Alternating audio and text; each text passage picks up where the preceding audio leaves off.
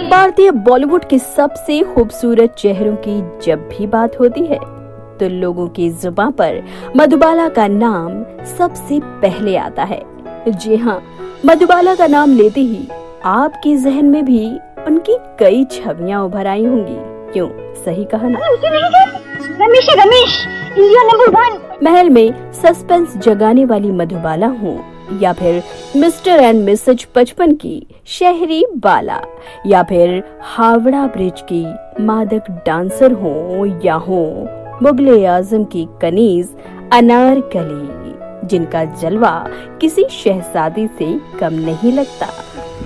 मैं तुम्हारी मुस्कुराहट के लिए अपनी जान भी देती। मोहक, खूबसूरत, दिलकश और ताजगी से भरपूर जिनके चेहरे से नूर टपकता रहा, वो आज मधुबाला के अलावा शायद ही किसी दूसरे चेहरे के बारे में सोच पाए, है ना? जी हाँ, 14 फरवरी 1933 को जन्मी मधुबाला के चाहने वाले आज भी अनगिनत हैं। मधुबाला की खूबसूरती का अंदाजा लगाना हो तो साल 1990 की एक फिल्मी पत्रिका मूवी के बॉलीवुड की ऑल टाइम ग्रेटेस्ट अभिनेत्रियों की लोकप्रियता वाले सर्वेक्षण को देखिए। उसमें 58% लोगों के वोट के साथ मधुबाला नंबर 1 पर रही थी। उनके आसपास कोई दूसरा टिक भी नहीं पाया था। इसमें नरगिस 13% वोटों के साथ दूसरे पायदान पर रही थी।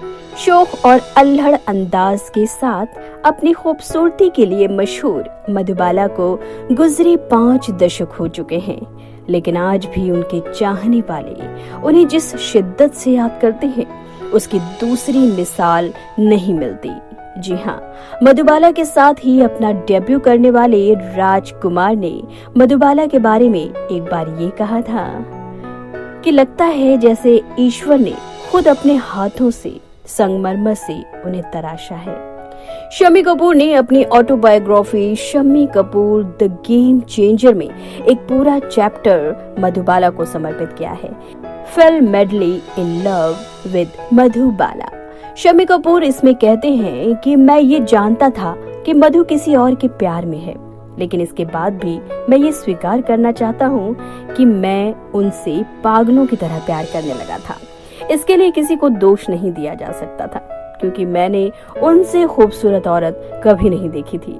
मधुबाला की खूबसूरती का ये आलम था कि शम्मी कपूर अपनी फिल्म की शूटिंग के दौरान मधुबाला को देखते ही अपने डायलॉग भूल जाया करते थे। जन्म से ही मधुबाला के दिल में छेद था और डॉक्टरों के मुताबिक उस बीमारी में उन्हें बहुत ज्यादा आराम की जरूरत थी, लेकिन मधुबाला के पिता ने उन्हें ऐसे दुनिया में ढकेला जहां उन्हें लगातार काम करना पड़ता था।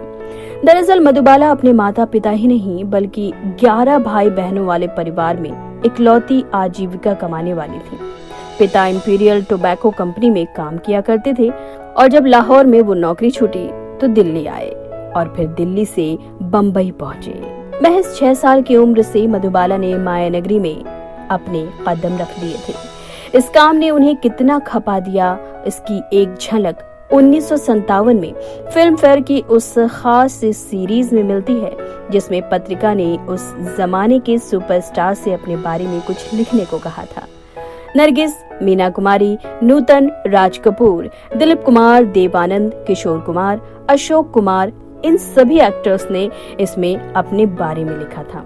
लेकिन मधुबाला ने अपने बारे में इस सीरीज में कुछ लिखने से इनकार करते हुए माफी मांगी थी। माफीनामे में मधुबाला ने लिखा था कि मैं खुद को खो चुकी हूँ, ऐसे में खुद के बारे में क्या लिखूं? मुझे ऐसा लग रहा है कि आपने मुझे इसके बारे में लिखने को कहा है जिसे मैं नहीं जानती। समय ने मुझे खुद से मिलने का वक्त नहीं दिया। जब मैं 5 साल की थी तो किसी ने मेरे बारे में पूछा ही नहीं और मैं इस भूल भुलैया में आ गई। फिल्म इंडस्ट्री ने मुझे पहली सीख यही दी थी कि आपको अपने बारे में सब कुछ भूलना होता है। ऐसे में मैं खुद के बारे में क्या लिखूं? मधुबाला उस दौर में फिल्मी दुनिया की इकलौती कलाकार थी जो समय से पहले सेट पर मौजूद होती थी। हालांकि स्वास्थ्य कारणों से वो रात में शूटिंग नहीं किया करती थी और अपने पूरे करियर में उन्होंने कभी आउटडोर शूटिंग में हिस्सा नहीं लिया।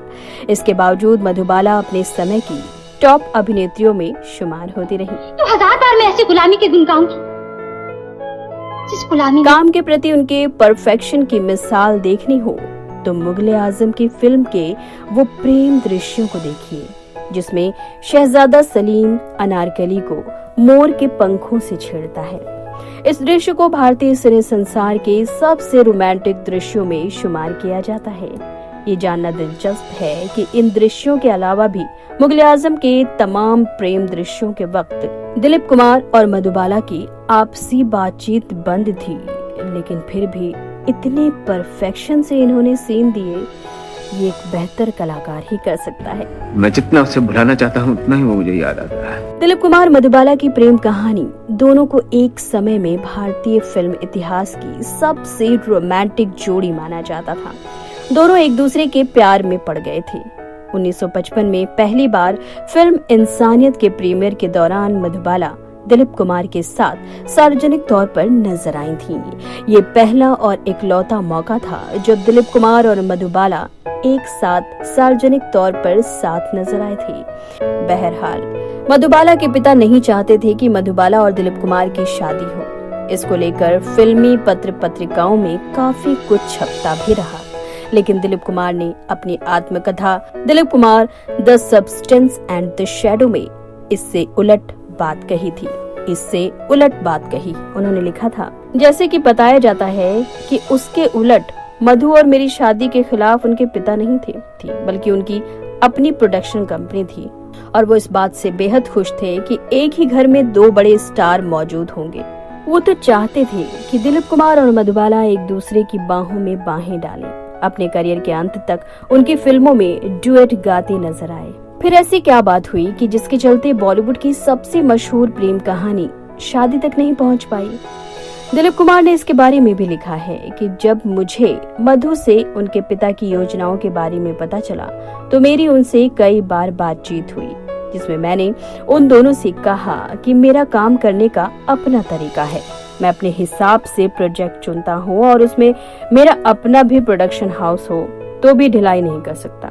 दिलीप कुमार के मुताबिक उनकी यही बात मधुबाला के पिता अताउल्लाह खां को पसंद नहीं आई और उन्होंने दिलीप कुमार को जिद्दी और अड़ियल मानना शुरू कर दिया था। दिलीप कुमार के मुताबिक मधुबाला का रुझान हमेशा अपने पिता की तरफ रहा और वो कहती रही कि शादी होने के बाद सब कुछ ठीक हो जाएगा। ऐसा भी नहीं था कि दिलीप कुमार शादी के लिए तैयार नहीं थे।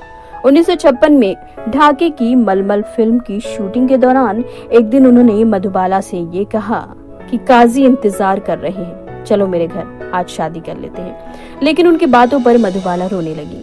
दिलीप कुमार कहते रहे कि अगर आज तुम नहीं चली तो मैं तुम्हारे पास लौट कर कभी नहीं आऊंगा।